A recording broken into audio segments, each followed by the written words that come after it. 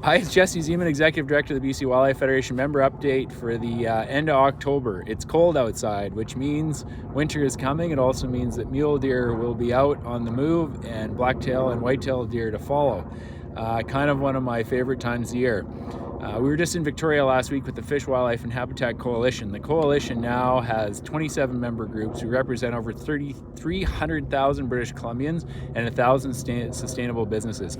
We had a number of functions in Victoria last week, which brought out MLAs from all parties. It brought out a number of ministers as well. Great engagement, really positive messaging. The coalition has gone extremely well over the last 3 years. The things that we advocated, our three priorities were legislated objectives for fish, wildlife, and habitat, dedicated funding, and increased habitat conservation. Really great to see this group come together. Also got a ton of awesome feedback from the ministers and the MLAs around the value of having such a big kind of coalition of groups come together to advocate for a common outcome.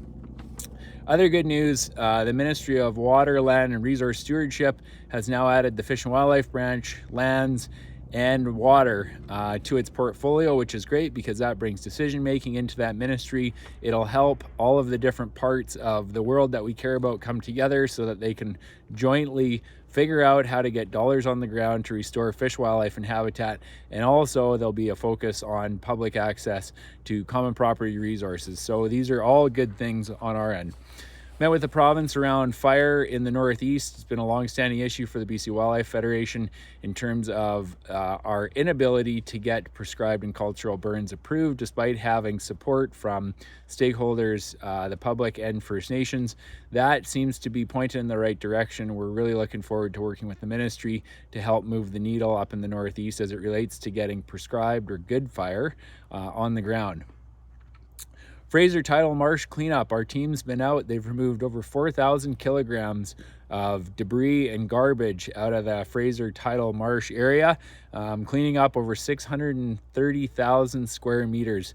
There's ongoing volunteer opportunities and there's more cleanup on the go. So if you're in the Lower Mainland and you want to volunteer, check it out on the BCWF website or on our social media.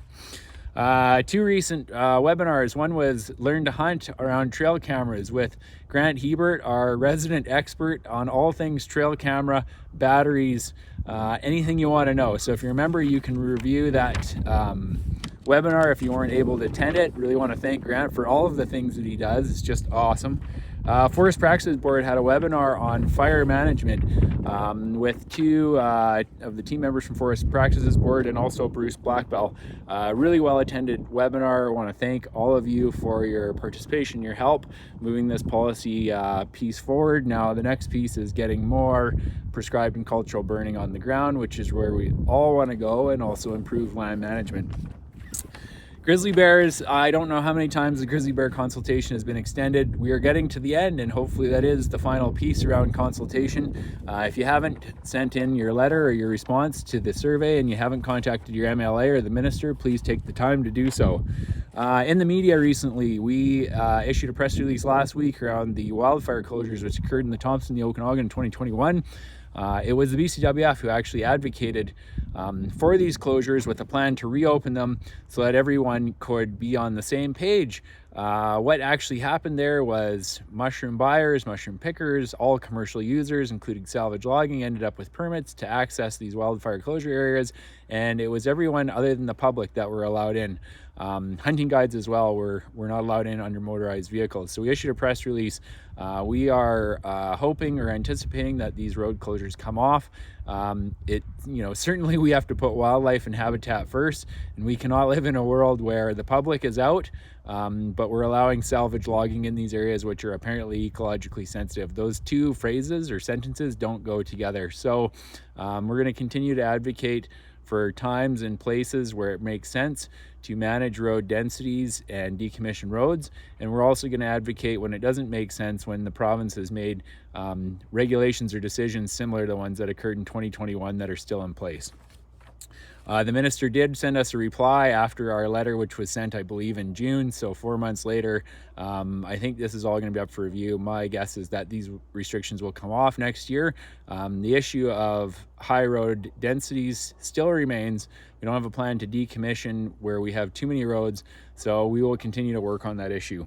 Forest Practices Board just released an investigation in the South Okanagan's grassland protected area, where they found that the Ministry of Forests diverted waterways, built fences, put in a road, didn't properly build the road, all without permits. You can check out the report on the BCWF website. You can check out our press release. It'll be in the member update as well. It's a really interesting read.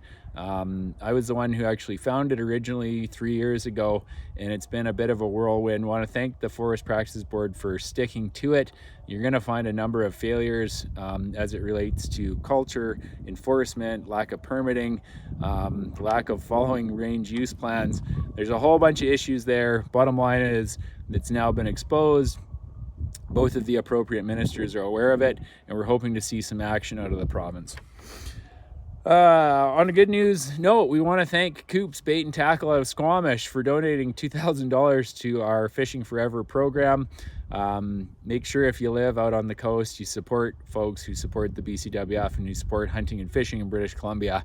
That's it for now. Hope everyone has a great 2 weeks. I think this is the time of year when a number of us really enjoy getting outside, spending some time in the woods. So stay safe, good luck, and we'll talk to you in a few weeks.